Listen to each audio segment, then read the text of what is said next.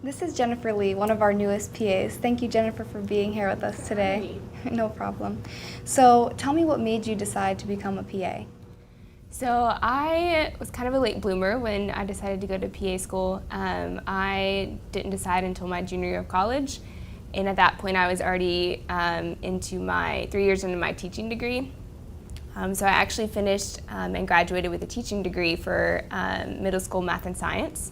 And then during that process, after I graduated, I had also started applying for PA school, and then got into PA school soon after that. And so I was kind of a late bloomer with that. Thank you for sharing with us. How did you find Universal Surgical Assistance? So after I got into PA school was 2 years. Around June or so, before I graduated in August, I started applying to a lot of different jobs, just kind of online applications, and even sent out my resume to a few different recruiters, just to kind of help make the process a little bit easier for me. And so one of the recruiters that I had sent my resume actually helped me find this job. How has your experience been with Universal Surgical Assistance? It's been really good.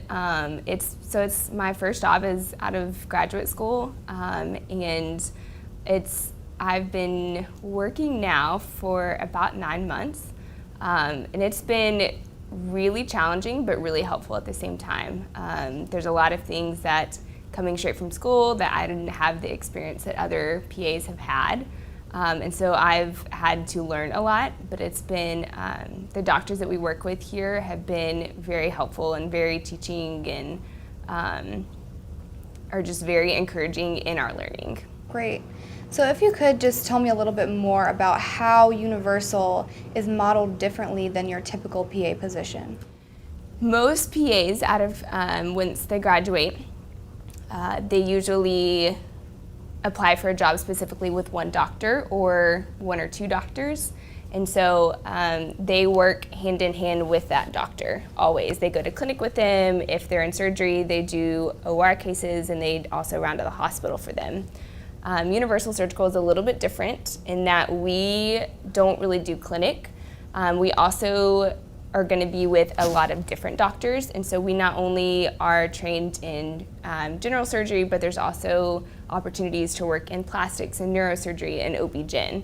So we're able to kind of dip our feet into all the different aspects of surgery instead of just specifically with one doctor. A lot of us here, I know I specifically, I primarily work with one doctor now, but we are still, I still work with a lot of other doctors and kind of help around, but I still primarily work with one that I work only in the OR and only doing hospital rounds. So we don't do clinic as hardly ever. That's great. Thank you for sharing your story with us, Jennifer. I appreciate you coming.